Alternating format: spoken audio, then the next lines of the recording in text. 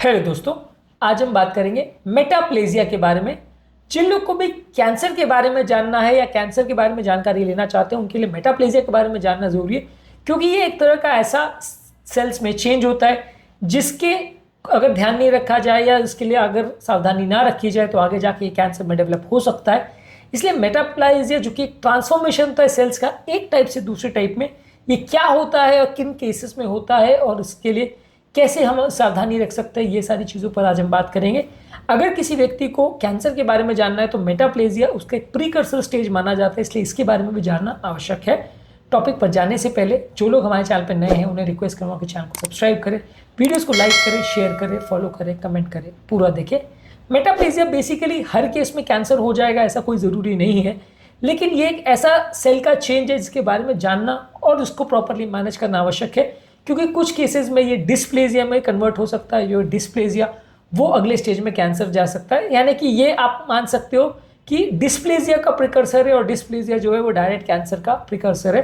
तो ये उसका एक स्टेज पहले का स्टेज माना जा सकता है। इसके बारे में जानना ज़रूरी है, क्योंकि यहाँ पे होता ये है कि मान लीजिए किसी व्यक्ति को अगर एक सेल का टाइप है, जैसे अगर मान लीजिए किसी व्यक्ति को कोलमनर एपिथेलियम है, सेल्स में एक कोलमनर सेल्स होते हैं जो कि सिक्रीशंस करने का ज़्यादातर काम करते हैं, लेकिन बॉडी में इरिटेशन की वजह से ये कोलमनर सेल कभी कभी स्क्वैमस सेल्स में कन्वर्ट हो सकते हैं, जो कि नॉर्मली स्किन की सतह पर देखे जाने वाली सेल्स होती है।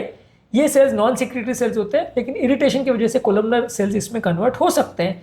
इसको स्क्वैमस मेटाप्लेजिया बोलते हैं।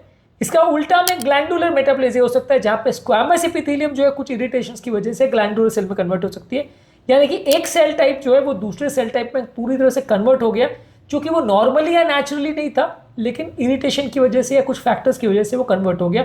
यानी कि यहाँ पे सेल्स का जो जेनेटिक प्रोफाइल है या काम करने का तरीका है वो पूरी तरह से चेंज हो रहा है। और इसके बाद फिर यहाँ तक तो एटलीस्ट ये है कि पेशेंट का जो सेल है वो अपने नॉर्मल तरीके से बिहेव कर रहा है, स्क्वैमस से ग्लैंडुलर जा रहा है या ग्लैंडुलर से स्क्वैमस जा रहा है, लेकिन एटलीस्ट दूसरे सेल के टाइप की तरह से नॉर्मली नेचुरली बिहेव कर रहा है।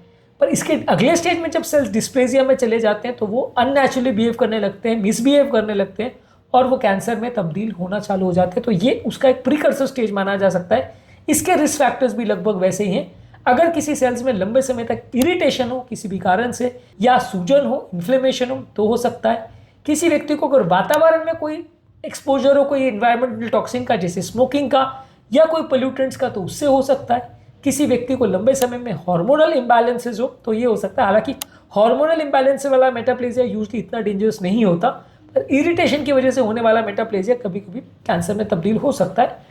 लंबे समय तक अगर सेल्स में अगर इन्फेक्शन हो, कीटाणु वहाँ पे रह रहे हो, तो भी मेटाप्लेजिया हो सकता है। ज़्यादातर कहाँ ये देखा जाता है? रेस्पिरेटरी ट्रैक्ट में ज़्यादातर देखा जाता है, स्मोकिंग करने वाले पेशेंट में ब्रोंकस में देखा जाता है। ये धीरे धीरे करके डिस्प्लेजिया और कैंसर में तब्दील हो सकता है जब व्यक्ति स्मोकिंग करना बंद नहीं करता और ये इरिटेशन को रोकता नहीं है। इसके अलावा पेट में यानी गैस्ट्रोइंटेस्टाइनल ट्रैक्ट में बैरेट्स ईसोफेगस के फॉर्म में देखा जाता है, जब वहाँ पे भी लंबे समय तक इरिटेशन होता है। इसके अलावा यूरिनरी ब्लैडर में भी देखा जा सकता है, वहाँ पे भी इरिटेंट्स के प्रभाव से मेटाप्लेजिया हो सकता है। इसकी ज़्यादातर क्लिनिकल सिग्निफिकेंस ये है कि कैंसर का एक प्रीकर्सर स्टेज है, लेकिन हर पेशेंट में कैंसर हो जाएगा ऐसा जरूरी नहीं है। आप इरिटेंट को हटा दोगे तो ये अपने आप पूरी तरह से नॉर्मल हो जाएगा, यानी पूरी तरह से रिवर्सिबल प्रोसेस है, बशर्ते सही समय पर आप इरिटेंट को हटा दें। यदि आप इसको डिस्प्लेजिया में जाने देते तो उसके बाद फिर ये रिवर्स नहीं होता, यानी ये फर्स्ट स्टेज से जब सेकंड स्टेज में चला जाता है तो फिर ये रिवर्स नहीं होते, फिर वो सेल्स खराब ही हो जाते हैं और फिर उसको आप इरिटेंट को हटा भी दें तो वो नॉर्मलाइज नहीं होंगे। लेकिन मेटाप्लेजिया में वो रिवर्सिबल होता है। मान लीजिए स्मोकिंग करने वाले व्यक्ति को मेटाप्लेजिया हो रहा है, वो स्मोकिंग बंद कर देगा तो ये ठीक हो जाएगा।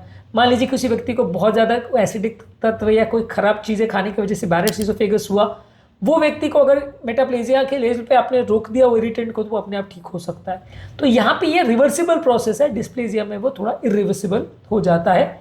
ज़्यादातर इसकी डायग्नोसिस कैसे करेंगे, आप कैसे पता चलेगा कि ये हो रहा है? माइक्रोस्कोप से सेल्स को देख के ही पता चलता है। ये चीज़ें ऊपर से सिम्टम्स के बेसिस पे, लक्षणों के बेसिस पे कोई नहीं बता सकता है। हाँ, किसी कारण से जब उस एरिया का टुकड़ा निकालते हैं, बायोप्सी करते हैं, तो माइक्रोस्कोप में उसको देख के हम पता कर सकते हैं कि मेटाप्लेजिया का स्टेज आ गया, यानी कि कुछ गड़बड़ होना चालू हो गए। इसका ट्रीटमेंट बेसिकली वही है कि आप जो इरिटेंट है या इन्फ्लेमेशन करने वाली चीज़ है उसको हटा दें, उसके बाद रेगुलरली चेक करते रहे कि वो अगले स्टेज में तो नहीं जा रहा है। कई बार ये कि आप इरिटेंट हटा भी देंगे फिर भी वो ठीक ना हो, ऐसा हो सकता है, फिर भी वो अगले स्टेज में चला जाए, ऐसा भी हो सकता है। तो इसलिए आपको मॉनिटरिंग करते रहना पड़ेगा, बार बार टुकड़ा निकाल के देखना पड़ेगा कि वो कन्वर्ट वापस तो नहीं हो रहा, क्योंकि ये बिल्कुल डेंजरस नहीं है तब तक जब तक ये कन्वर्ट नहीं होता डिस्प्लेजिया या कैंसर में, लेकिन एक बार ये कन्वर्ट हो गया तो फिर ये जानलेवा हो सकता है। तो आपको अगर इस स्टेज में आपको पता चल गया कि भाई मेटाप्लेजिया चालू हो गया है, तो आपने रिस्क फैक्टर को हटा दिया तो बात खत्म हो जाती है, बशर्ते आप प्रॉपर विजिलेंस रखो। लेकिन फिर भी अगर आप सावधानी नहीं रखते हो, प्रॉब्लम्स होती है, तो फिर बाद में बात बिगड़ सकती है और डिस्प्लेजिया में जा सकता है सेल्स, या फिर कैंसर में डायरेक्टली जा सकता है। तो आज के टॉपिक में बेसिकली हमने मेटाप्लेजिया पर बात करी, डिस्प्लेजिया पर हमने अलग वीडियो किया है, कैंसर और ट्यूमर में क्या डिफरेंस होता है उनकी बेसिक पैथोफिजियोलॉजी में अलग वीडियोस में डिस्कस किया। इनको जानना और समझना जरूरी है, क्योंकि कई बार आपकी पैथोलॉजी रिपोर्ट में ये चीज़ें आती है और आपको कुछ समझ में नहीं आता कि ये हुआ क्या है, क्या ये कैंसर है, क्या ये कैंसर नहीं है, किस लिए कुछ करना है नहीं करना है। तो ये सारी चीज़ों के बारे में अगर आप जान पाओगे तो बेटर वे में आप डिस्कस कर पाओगे और पैनिक करना है या नहीं करना है उतला एटलीस्ट समझ पाओगे। उम्मीद करूंगा कि आज के टॉपिक में कुछ नई बातें जानने को मिली होगी। जो लोग हमारे चैनल पर नए हैं उन्हें रिक्वेस्ट करूंगा कि चैनल को सब्सक्राइब करें, वीडियोस को लाइक करें, शेयर करें, फॉलो करें, कमेंट करें, पूरा